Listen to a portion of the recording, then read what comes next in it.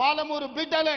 ఈ ప్రాంతంలో ఉన్న ఏ ఒక్క ప్రాజెక్ట్ అయినా 10 సంవత్సరాల నాటి ప్రభుత్వం ఎందుకు పూర్తి చేయలే? ఇవాళ పొంకనాలు కొడుతున్న మంత్రులు ఆనాడు మంత్రులుగా పనిచేసిరు.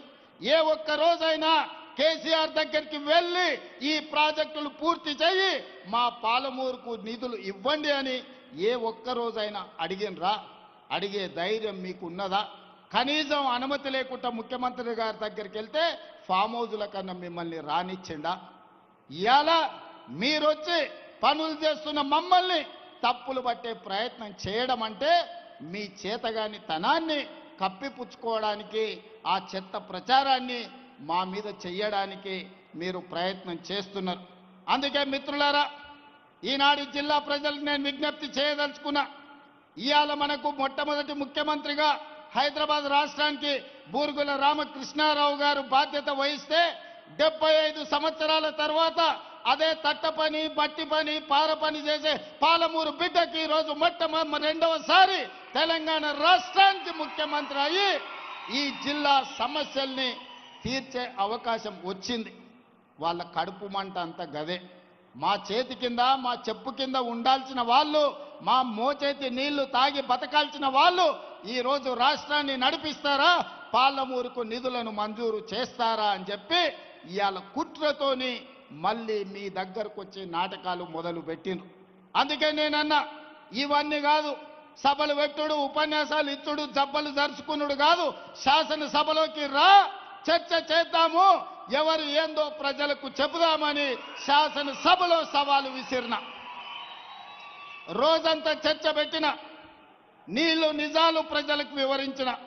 నిజంగానే తెలంగాణకు వాళ్ళు ప్రాజెక్టులు తెచ్చుంటే, తెలంగాణ ప్రాజెక్టుల నిర్మాణం పూర్తి చేసి ఉంటే శాసనసభలో మనల్ని అడగడానికి, కడగడానికి వాళ్ళకు అవకాశం ఉండే.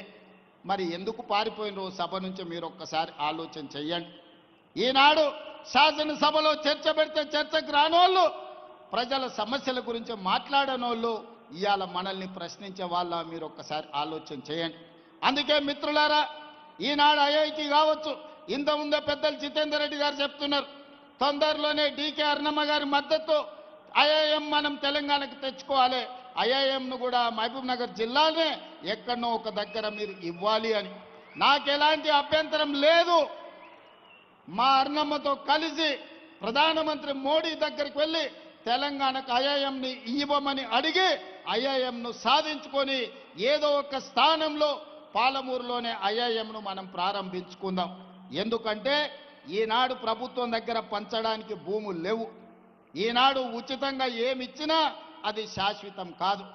విద్య ఒక్కటే శాశ్వతం. ఇవాళ ఈ వేదిక మీద ఉన్న ఐఏఎస్లైనా, ఈ వేదిక మీద ఉన్న ప్రజాప్రతినిధులైనా చదువుకోబట్టే, విజ్ఞానం ఉండబట్టే ఈరోజు రాష్ట్రాన్ని, దేశాన్ని ఏలగలిగిన ఐఏఎస్, ఐపీఎస్ లైన్. అందుకే మొట్టమొదటి ప్రధానమంత్రి పండిత్ జవహర్లాల్ నెహ్రూ గారు ఇచ్చిన స్ఫూర్తితో ఎడ్యుకేషన్, ఇరిగేషనే మా మొదటి ప్రాధాన్యత. తెలంగాణ రాష్ట్రంలో అత్యధికంగా అభివృద్ధి చెందిన జిల్లాగా ఎడ్యుకేషన్లో, ఇరిగేషన్లో ఎవరైనా ఇతర రాష్ట్రాల నుంచి, ఇతర దేశాల నుంచి తెలంగాణ పర్యటనకు వస్తే పాలమూరు జిల్లానే చూపించాలనేది నా కల. ఒకప్పుడు టోనీ బ్లేయర్ వచ్చినా, బిల్ గేట్స్ వచ్చినా, విదేశీ పర్యాటకులు ఎవరు వచ్చినా ఆనాటి ముఖ్యమంత్రులు వాళ్ళను పాలమూరు జిల్లాకు తీసుకొచ్చేటోళ్ళు. ఎందుకయ్యా అంటే మన పేదరికాన్ని చూపించడానికి, మన వెనుకబాటుతనాన్ని చూపించి, అయ్యా మేమందరం వెనుకబడ్డాం, పాలమూరు వాళ్ళు నిరక్షరాస్యతతో కొట్టుమిట్టాడుతున్నాడు, పాలమూరు జిల్లా ప్రజలు వలసలు పోతున్నారు, తినడానికి తిండి లేదు, కట్టుకోవడానికి బట్టలు లేవు, ఈ పేదరికాన్ని చూసి మాకేమైనా బిచ్చమయ్యా అని అడుక్కోవడానికి మనల్ని చూపించేవాళ్ళు. ఇది ఎంత బాధాకరమైన విషయమో ఒక్కసారి ఆలోచన చెయ్యండి. పేదరికాన్ని చూపించడానికి ప్రభుత్వం గ్రాంట్స్ అడగడానికి పాలమూరు జిల్లాను ఒకనాడు చూపించేది. ఇక ఏమాత్రం ఇది సహించరానిది. మన పేదరికం కాదు, మన అభివృద్ధిని చూపించాలి, మన చదువులను చూపించాలి, మన విజ్ఞానాన్ని చూపించాలి, మనం కట్టుకున్న ప్రాజెక్టులు చూపించాలి. మన ప్రాంతంలో ఐఐటీలో చదువుకున్న వాళ్ళు, ఐఐఎంలో చదువుకున్న వాళ్ళు, ఐఏఎస్, ఐపీఎస్లు అయిన వాళ్ళను పాలమూరు జిల్లా నుంచి ఈరోజు దేశానికే సేవలు అందిస్తుందని మన అభివృద్ధి చెందిన ప్రాంతంగా మనల్ని చూపించుకోవాలి. ఈ అవకాశం మళ్ళీ మళ్ళీ మనకు రాదు. వచ్చిన అవకాశాన్ని అందిపుచ్చుకోవాలి. ఈ మహబూబ్ నగర్ జిల్లాలో ఉన్న ప్రతి విద్యార్థులకు నేను చెప్తున్నా, క్రమశిక్షణతో చదువుకోండి, జీవితంలో పైకి రాండి. చదువు ఒక్కటే మన జీవితాన్ని, మన భవిష్యత్తును మారుస్తుంది. ఆ చదువులకు అవసరమైన నిధులు ఇచ్చే బాధ్యత నాది. పేదరికం పోవాలంటే పసిడి పంటలు పండాలి, రైతుల కళ్ళల్లో ఆనందం ఉండాలి. పసిడి పంటలు పండాలన్నా, పేదరికం పోవాలన్నా ప్రాజెక్టులను పూర్తి చేసుకోవాలి. అందుకే ఈనాడు పాలమూరు రంగారెడ్డి ఎత్తిపోతల పథకాన్ని, ఈనాడు ఎస్ఎల్బిసి పథకాన్ని, ఈనాడు మక్తల్ నారాయణపేట కొడంగల్ ఎత్తిపోతల పథకాన్ని, లేకపోతే జూరాలలో పెండింగ్ ఉన్న పనులను అన్నిటినీ పూర్తి చేయడానికి, ఆర్డీఎస్ ప్రాజెక్టును పూర్తి చేయడానికి, ఆ పెండింగ్ పనులను అన్నిటిని కూడా పూర్తి చేసే బాధ్యత ఈ ప్రభుత్వం తీసుకుంటుంది. నా సూచన ఒక్కటే, మా సహచర ఎమ్మెల్యేలకు ఎక్కడెక్కడైతే భూసేకరణ ఉందో, ఎక్కడెక్కడైతే R&R ప్యాకేజీలు పెండింగ్ ఉన్నాయో, మొట్టమొదట నష్ట పరిహారం వాళ్లకు ఇప్పించండి. నిన్న నేను ఆదిలాబాద్లో చనాక కొరాట, అదే విధంగా మిగతా ప్రాజెక్టులను సదర్మాట్ బ్యారేజ్ను నేను ప్రారంభిస్తే మేము సిద్ధం చేసినాం.